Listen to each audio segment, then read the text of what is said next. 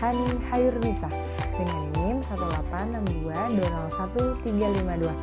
Oke teman-teman, di video kali ini Hani akan menjelaskan terkait estimasi model regresi data panel pada analisis regresi data panel dengan menggunakan program eViews. Ditonton videonya sampai habis ya teman-teman. Oke teman-teman, sebelum kita masuk ke program eViews, Hani mau ngejelasin sedikit mengenai estimasi model regresi data panel.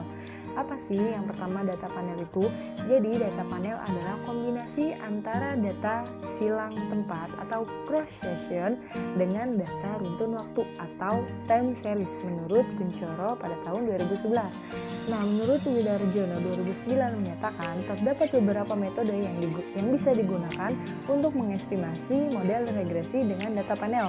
Yang pertama itu ada polling least square atau common effect. Yang kedua itu ada pendekatan efek tetap atau fixed effect. Yang ketiga itu ada efek random atau random effect.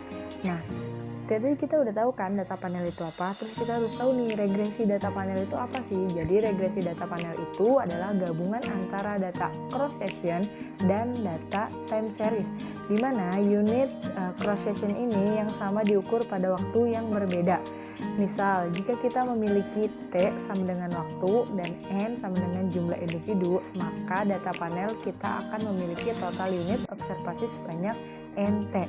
Nah, jika jumlah waktu sama untuk setiap individu, maka data tersebut disebut balance panel. Sebaliknya, jika jumlah unit waktu berbeda untuk setiap individu, maka disebut unbalanced panel. Oke teman-teman. Nah, sedangkan jenis data yang lain yaitu data time series dan data cross section. Pada data time series ini, satu atau lebih variabel akan diamati pada satu unit observasi dalam kurun waktu tertentu. Sedangkan data cross section merupakan amatan dari beberapa unit observasi dalam satu titik tertentu. Jadi bisa dibedakan ya teman-teman antara cross section dengan time series. Itu sedikit mengenai data panel. Oke teman-teman, kalau tadi kita sudah bahas data panel itu apa, kita akan bahas model data panel. Apa itu model data panel? Jadi model data panel adalah model yang mempertimbangkan efek dari waktu atau memasukkan variabel waktu. Nah, model regresi data panel akan memberikan hasil pendugaan yang bersifat Bayes linear unbiased estimation, atau kita bisa singkat juga sebagai BLEU. Nah, jika semua asumsi Gauss-Markov terpenuhi, diantaranya adalah non-autocorrelation. Apa non-autocorrelation itu? Jadi non-autocorrelation adalah inilah yang sulit terpenuhi pada saat kita melakukan analisis pada data panel, sehingga pendugaan parameter tidak lagi bersifat BLEU. Nah, jika data panel dianalisis dengan pendekatan model-model time series seperti fungsi transfer, maka ada informasi keragaman dari unit cross section yang diabaikan dalam pemodelan. Salah satu keuntungan dari analisis regresi data panel adalah mempertimbangkan keragaman yang terjadi dalam unit cross section. Kayak gitu ya teman-teman. Selanjutnya kita akan masuk ke tutorial menggunakan program eViews. Selamat menonton teman-teman.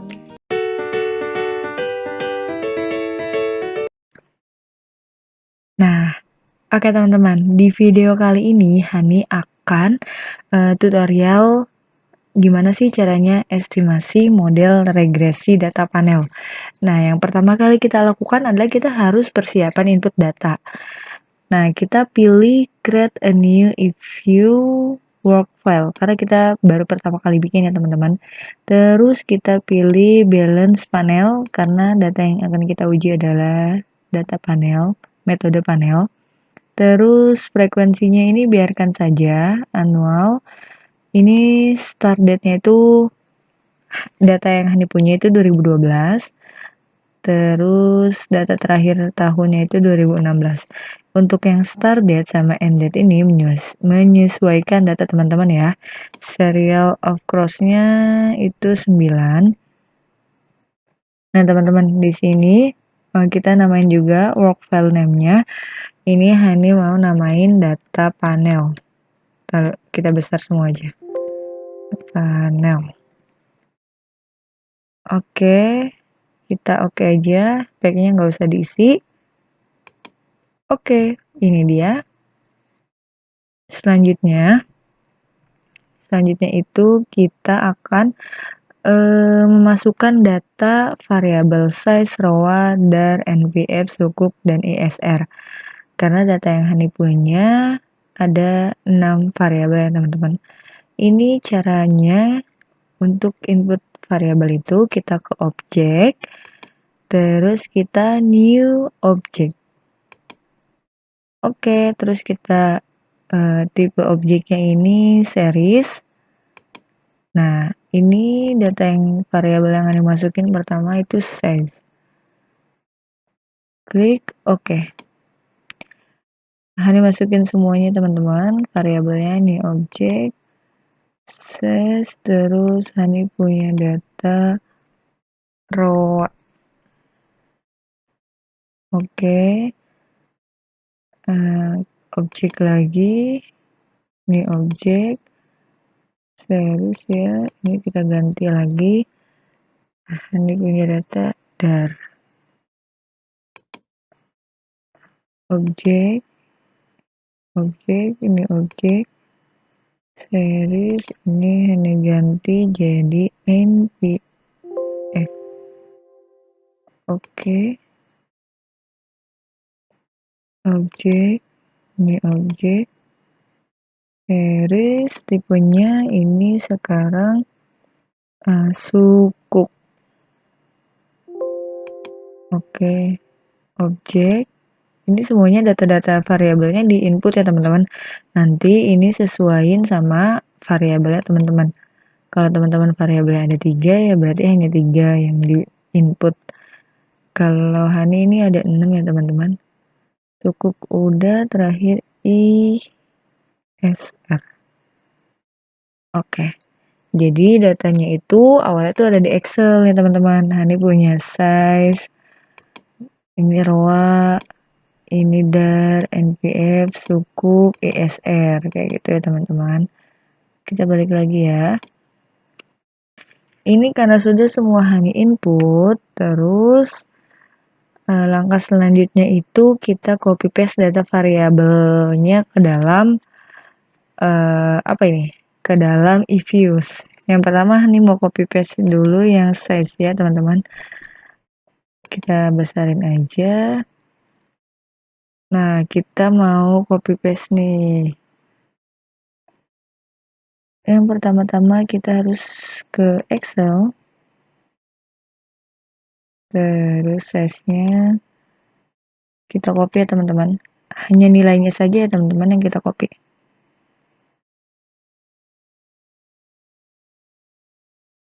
Oh, sebelum kita copy, kita ini dulu. Kita ke sini, ke sel yang kosong, terus edit plus minus. Kayak gitu ya teman-teman. Kita ke sini, kita ke Excel lagi.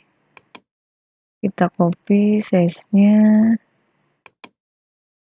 Kita langsung aja paste ya.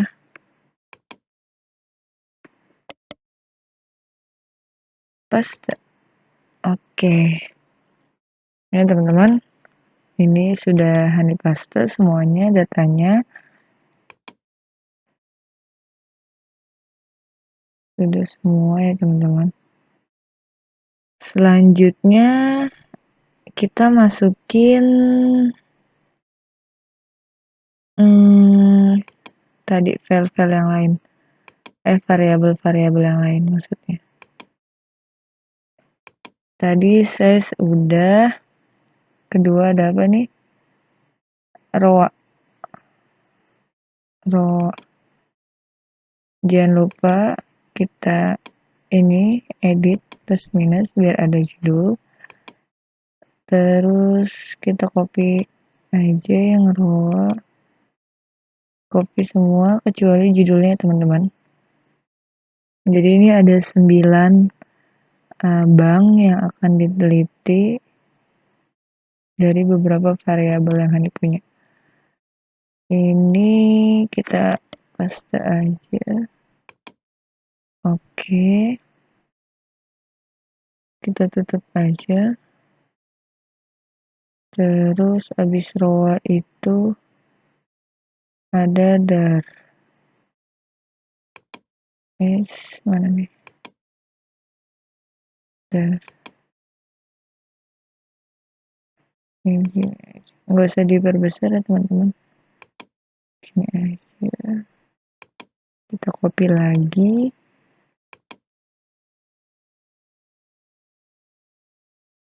Copy.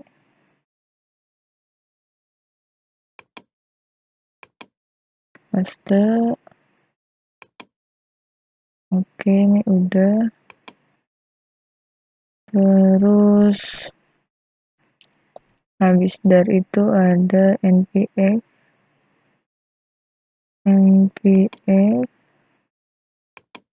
terus kita ada edit, terus kita copy dulu ya npx nih.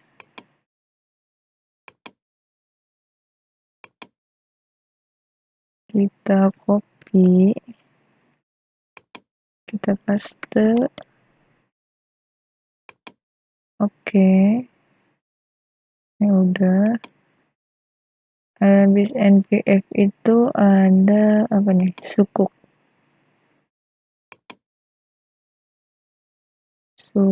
Jangan lupa kita klik juga edit plus minusnya, terus kita copy nilai sukuknya.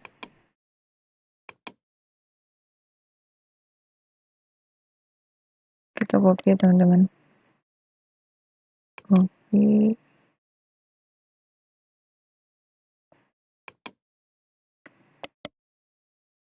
paste.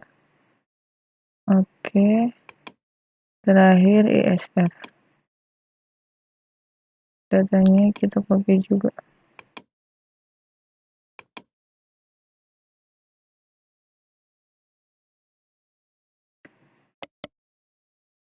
Copy, paste datanya.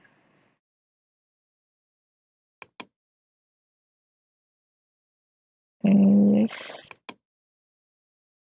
Oke, ini semua variabelnya sudah dimasukkan ke dalam eViews.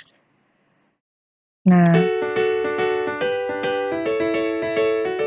teman-teman, selanjutnya kita akan melakukan analisis statistik deskriptif.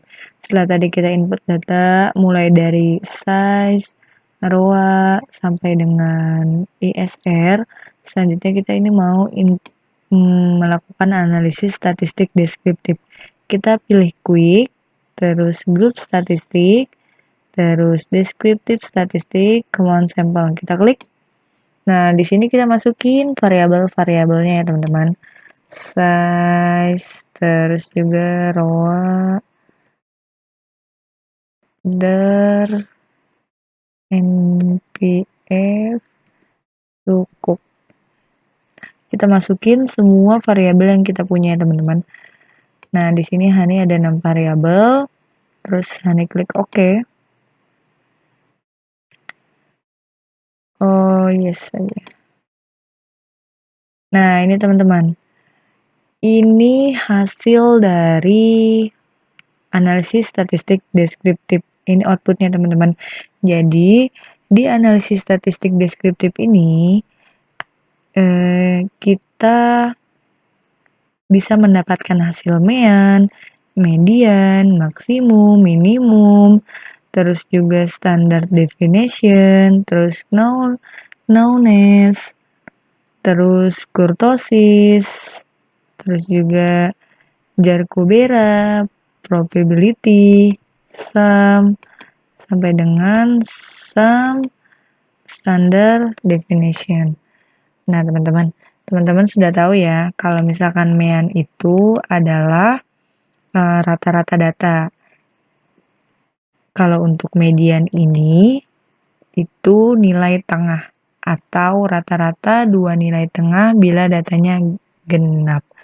Nah, sedangkan maksimum ini nilai paling besar dari data. Jadi, itu untuk maksimum.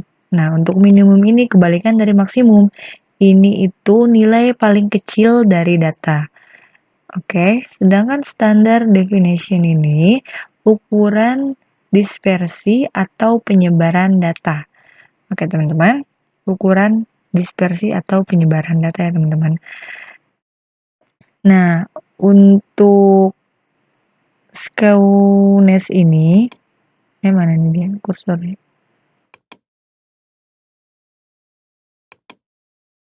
Ini ya, untuk skewness ini, itu ukuran asimetri distribusi data di sekitar mean. Jadi, skewness ini dari suatu distribusi simetris adalah 0 nilainya. Nah, untuk positif skewness menunjukkan bahwa distribusi datanya memiliki ekor di sisi kanan dan negatif skewness memiliki ekor panjang di sisi kiri.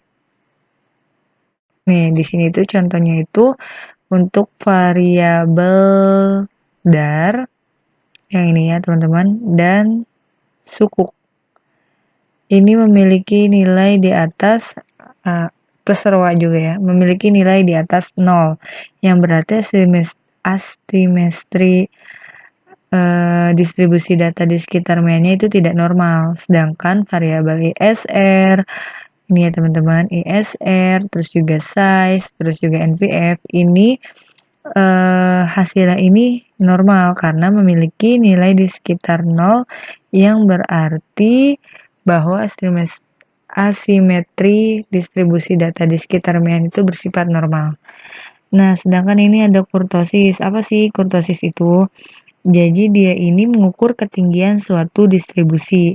Jadi kalau misalkan dibilang kurtosisnya normal itu bila hasilnya itu adalah 3. Nah, sedangkan kalau misalkan distribusinya itu tidak normal itu bila melebihi 3 atau bisa disebut juga sebagai leptokurtis. Itu untuk yang tidak normal ya, teman-teman. Di sini kita lihat kalau yang misalkan normal itu 3, maka hasilnya itu yang normal itu nih kita bisa lihat ya, teman-teman, ROA. Ini ROA 3, berarti ini artinya normal ya, teman-teman. Nah, kalau misalkan dia di bawah 3, itu dia tidak normal, kayak gitu. Oke, terus juga ini ada mana nih? Ini ya. Aduh. Barquebera. Jadi di sini tuh uji statistik untuk mengetahui apakah data berdistribusi normal. Jadi uji ini tuh mengukur perbedaan skewness dan kurtosis data dan dibandingkan dengan apabila datanya bersifat normal dengan H0 pada data berdistribusi normal. Uji Barquebera ini didistribusi dengan X kuadrat dengan derajat bebas, kayak gitu teman-teman. Itu juga ada probability menunjukkan kemungkinan nilai Barquebera melebihi nilai terobservasi di bawah hipotesis 0. Kayak gitu ya teman-teman.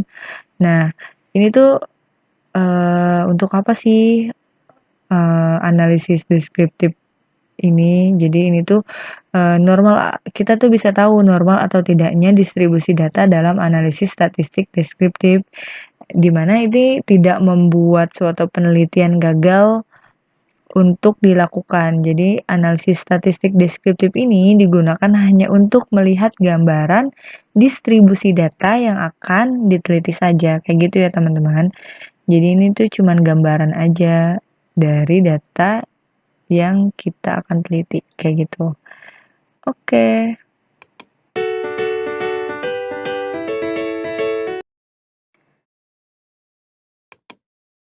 Oke teman-teman, saatnya kita melakukan estimasi model regresi data panel. Jadi yang pertama kita pakai metode common effect model. Jadi kita yang pertama-tama itu kita klik quick, terus kita pilih estimate equation, kita klik, terus di sini tuh kita isi variabel kita. Tadi kan kalau saya itu ada ISR,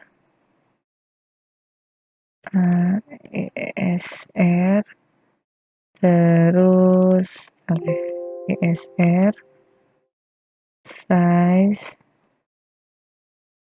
ROA, dar, NPF, sukuk. Oke, jangan lupa di sini kita kasih pembatas C ya, alfanya itu C.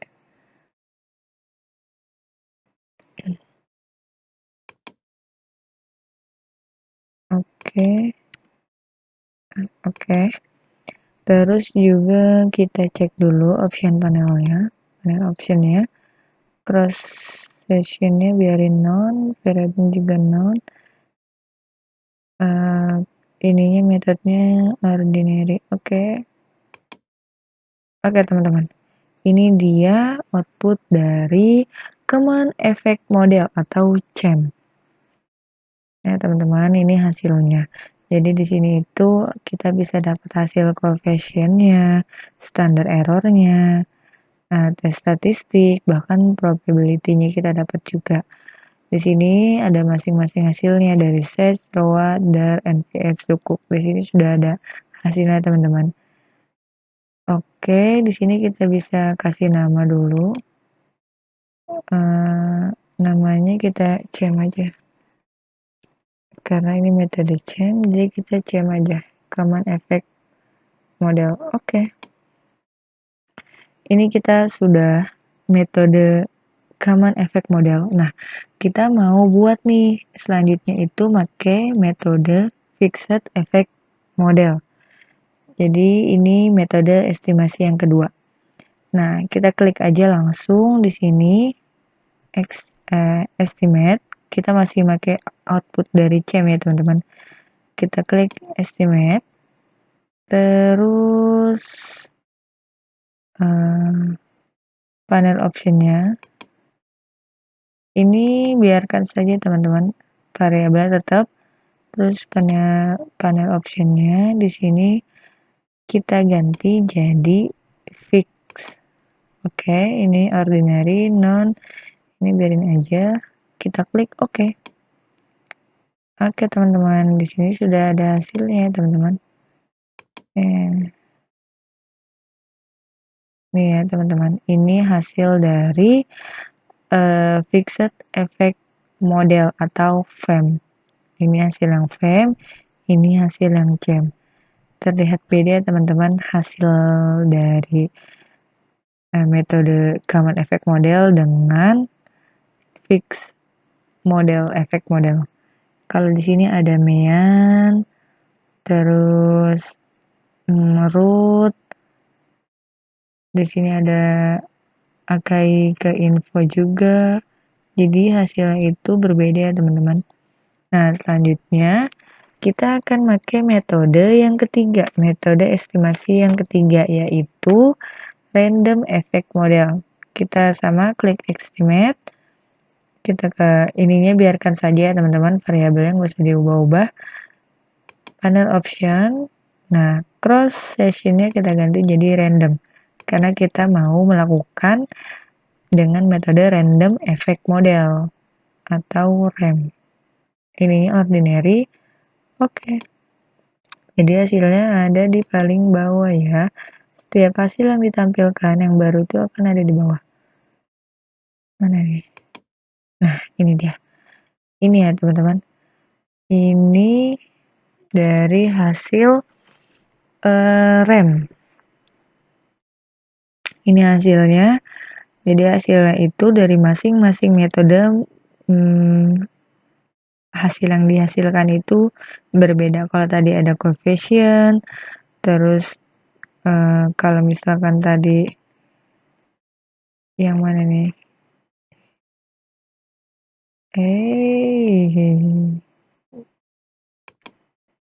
Ya, ini ada coefficient, terus kalau yang Fem ini tadi ada root, mean, sedangkan yang rem ini ada R square-nya, terus sum square ratio-nya. Jadi ini hasilnya teman-teman, output dari ketiga model tadi. Oke teman-teman, videonya sudah habis.